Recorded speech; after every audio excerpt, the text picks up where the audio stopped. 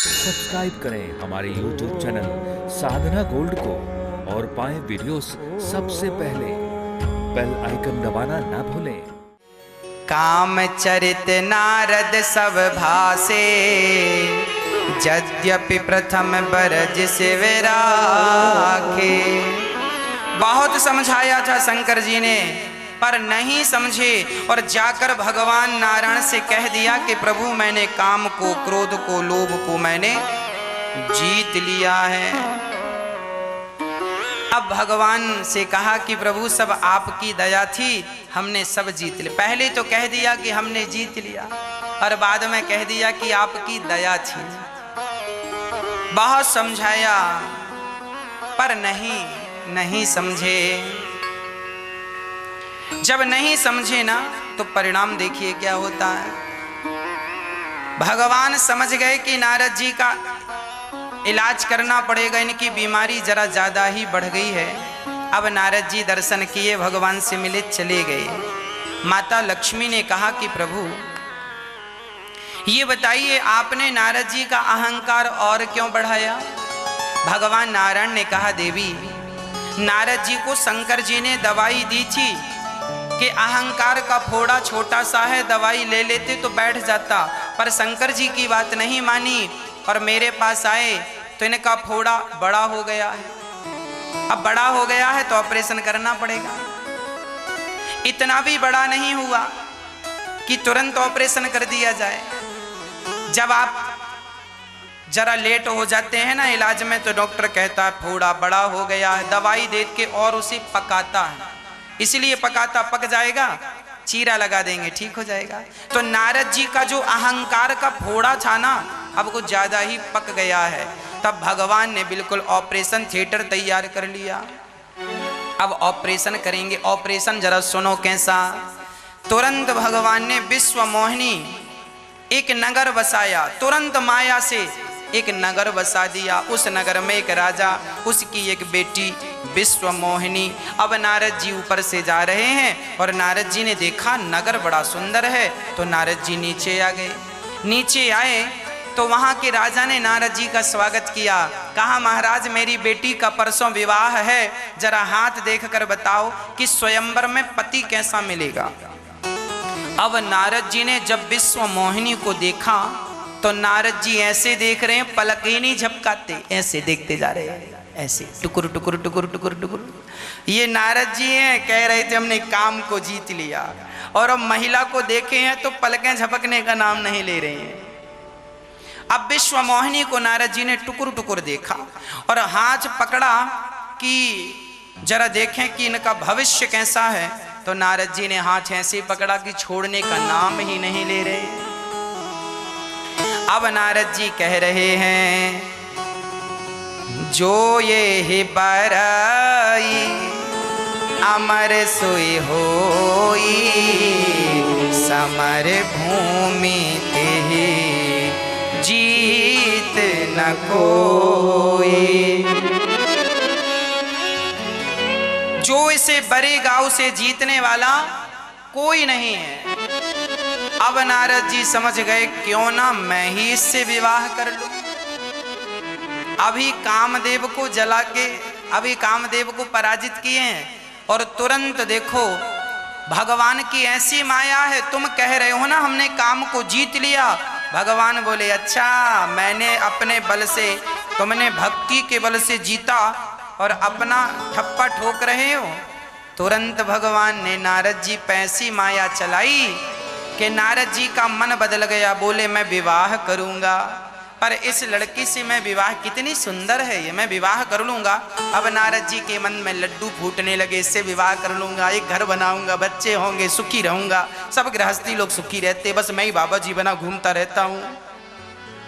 हाँ, अब नारद जी का भी मन हुआ कि मैं भी विवाह करूं, लड़की बड़ी सुंदर है। पर नारद जी बोले मैं तो बुढ़ा हो गया हूं, मेरे से थोड़ी विवाह करेगी।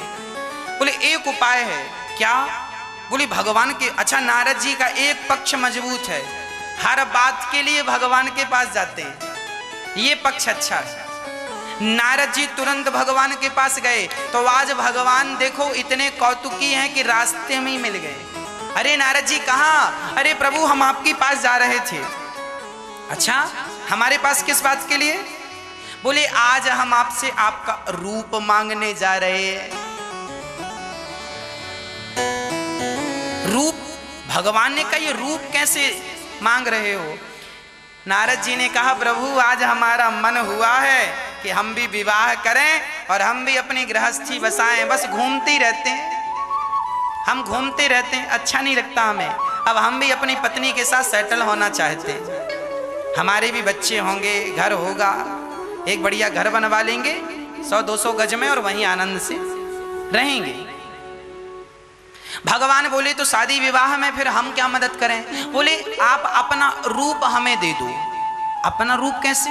अरे हम बुढ़े हो गए हैं ना, दाढ़ी मूंछ पक गई है, आप तो हमेशा जवान रहते हैं, सुंदर रहते हैं, थोड़ी देर के लिए आप हमें अपना रूप दे दो ताकि हमारा विवाह हो जाए। और विवाह के बाद फिर भले पत्नी कहती रहेगी क्या मैं क्या करूं राम, मुझे बुढ़ा मिल गया, कहती रहे सो कहती रहे।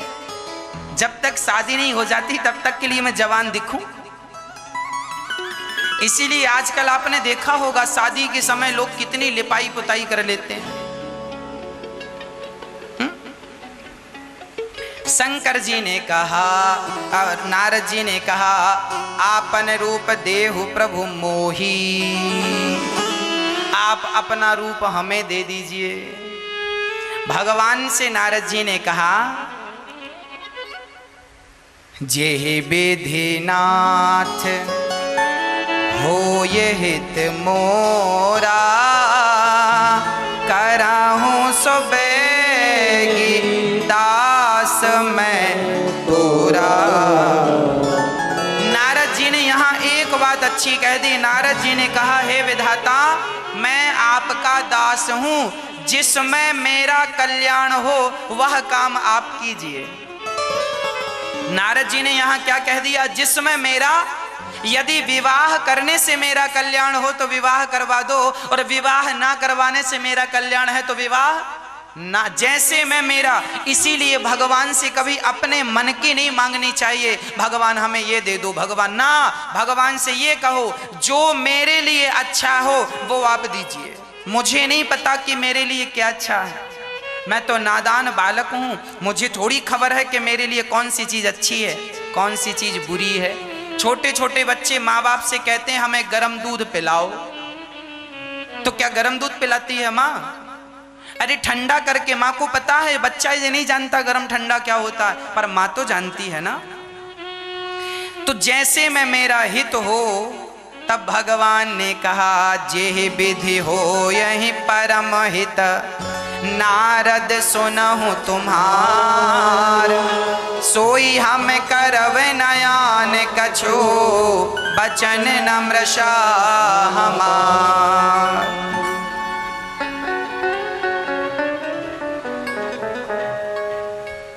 नारद जी को भगवान ने अपना रूप दे दिया।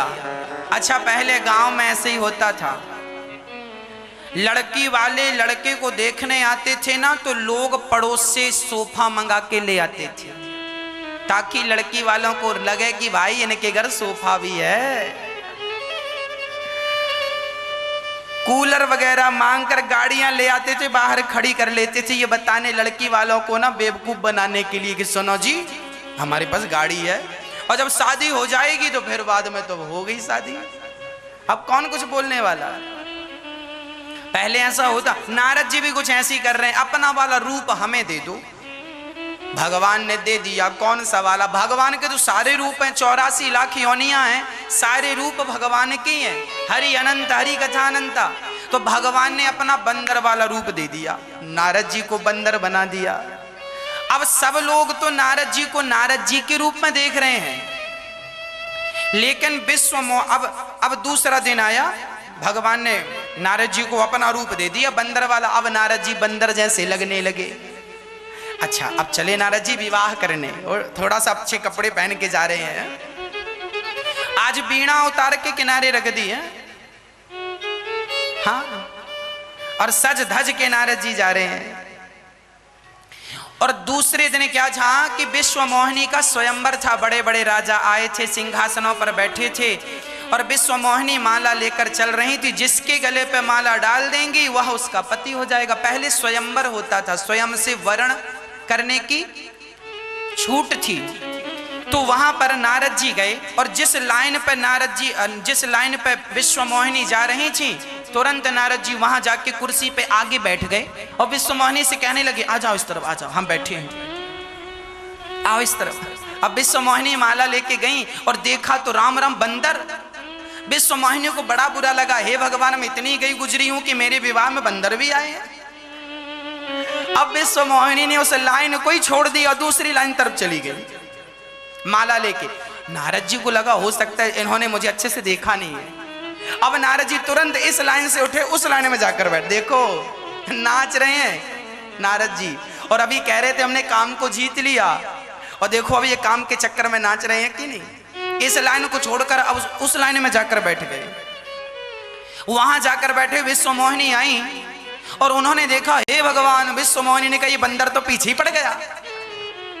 अब विश्वमोहिनी ने उस लाइन को भी छोड़ दिया। मतलब जिस लाइन में नारद जैसे महान संत बैठे होते हैं, काम तो उस लाइन को ही छोड़ देता। अब नारद जी कभी यहां उठ के जाएं, कभी वहां उठे। अच्छा, वहां शंकर जी के दो गुप्तचर थे, दो शिवगण संवाददाता, आज के मुख्य समाचार पल पल की जानकारी शंकर जी को दे रहे थे, गण, शिव जी के गण। और वो शंकर जी, अच्छा, उन गणों को ना बिल्कुल दिख रहा था कि ये बंदर बने हैं नारद जी, तो वो बड़ी मजा ले रहे थे। नारद जी से कह रहे थे, वाह आप बड़े सुंदर लग रहे हैं, आप जैसा तो यहाँ कोई नहीं है। नारद जी बोले, अच्छा क्यों ना लगे, भगवान ने रूप दिया है। तो नारद जी ने उन गणों से कहा, क्यों जी, यदि मैं इतना सुंदर लग रहा हूं तो ये मुझे माला क्यों नहीं पहना रही है। शिव गणों ने चुटकी लेते हुए कहा, सुनो, उन्होंने अच्छे से देखा नहीं है। तो नारद जी गए और विश्वमोहिनी के सामने खड़े हो गए, माला पहनाओ। विश्वमोहिनी ने पलट करके वहां से चलना स्टार्ट किया। तब वहां भगवान नारायण प्रकट हुए और विश्वमोहिनी ने भगवान को माला पहनाया। उन्होंने भगवान का, वो साक्षात लक्ष्मी थी, परीक्षा ले रही थी नारद जी की। अब नारद जी को संवाददाताओं ने, शिव जी के गणों ने कहा, जरा अपना रूप तो देख लो। अब नारद जी पानी में जाकर, पानी भरा था, झांक कर देखा, दर्पण लेने की भी टाइम नहीं था ना, पानी था उसी में देखा तो बंदर का रूप। अब तो नारद जी आग बबूला हो गए, आंखें लाल लाल हो गई, गुस्सा। इन्हें गुस्सा नहीं आया था तब जब काम आया था, अब देखो काम भी आ गया, गुस्सा भी आ गया। अब क्रोध आया नारद जी को, और जब नारद जी को क्रोध आया, अब कहां जाएं गुस्से में तमतमाते हुए। नारद जी ने कहा, तुमने पहले नहीं बताया, जाओ हम तुम्हें श्राप दे रहे हैं, तुम राक्षस हो जाओ। अब नारद जी गए, और जब गए भगवान नारायण के पास, अब नारद जी जब गए तो सामने भगवान प्रकट हो गए, रास्ते में ही भगवान मिल गए। एक तरफ लक्ष्मी जी खड़ी और एक तरफ विश्वमोहिनी। विश्वमोहिनी को देखकर नारद जी जलने लगे, अरे राम राम, मेरा एक विवाह नहीं होने दिया, खुद दो दो करके बैठे हैं। अब नारद जी कह रहे हैं, दे हूं श्राप की मरी हूं जाई, जगत मोर उपहास कराई। आपने मेरी हंसी कराई है, अब मैं मर जाऊंगा या मैं श्राप दे दूंगा आपको। तुमने, अब भगवान को देखो क्या क्या कह रहे हैं, पर संपदा कहूं नहीं देखी, तुम्हारे ईर्षा कपट विशेषी। भगवान को कह रहे हैं, नारद जी तुम बड़े कपटी हो, तुम्हारे मन में ईर्ष्या है, तुमने हमारा विवाह नहीं होने दिया, तुम परम स्वतंत्र न, सिर पर कोई, तुम्हारे सिर पर कोई नहीं है ना, इसीलिए अपने इतने सारे विवाह कर लेते हैं। और हमारा एक विवाह करने का मन हुआ तो उसका भी खुद खड़े होकर माला उससे पहन लिया हो, क्या तुम्हारे विवाह कम थे? अरे हमारा हो जाने दिया होता।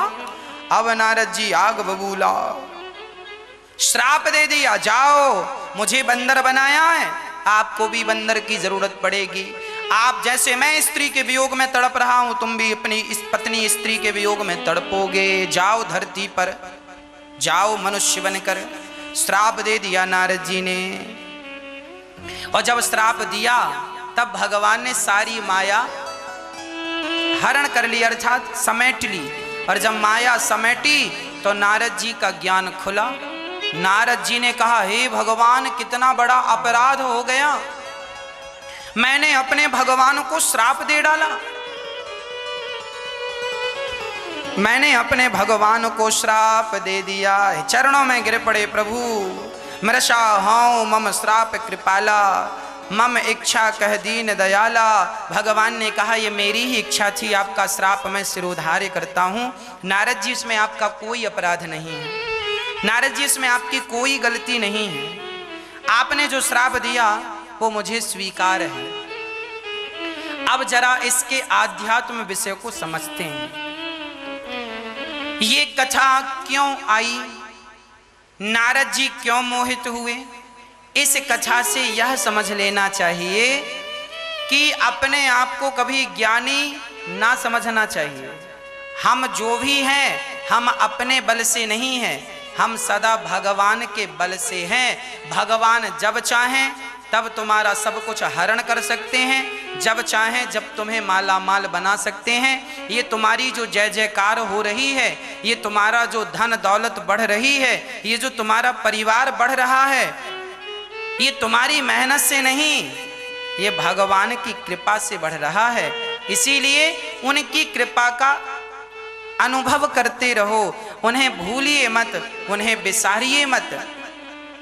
अच्छा, नारद जी को बंदर ही क्यों बनाया? क्योंकि भगवान ने कहा, देखो बंदर तो बनना पड़ता है, चाहे पत्नी का बंदर बन जाओ, चाहे राम जी का बंदर बन जाओ। तो पत्नी का बंदर ना बनाकर भगवान ने नारद जी को पत्नी का बंदर नहीं बनने दिया, अपना ही बंदर बना के रखा। भगवान के बंदर बनोगे तो ठीक रहेगा, और दुनिया के बंदर बन जाओगे ना तो कहीं के नहीं रहोगे। अच्छा, यहाँ एक बात और स्पष्ट हो रही है, क्या नारद जी सचमुच काम के अधीन हो गए? ना, नारद जी देखिए, जब माँ अपने बच्चे को चलाती है ना, तो माँ उल्टी चलती है, पीछे की तरफ पांव करती है और बच्चे से कहती है, आजा आजा आजा आजा आजा।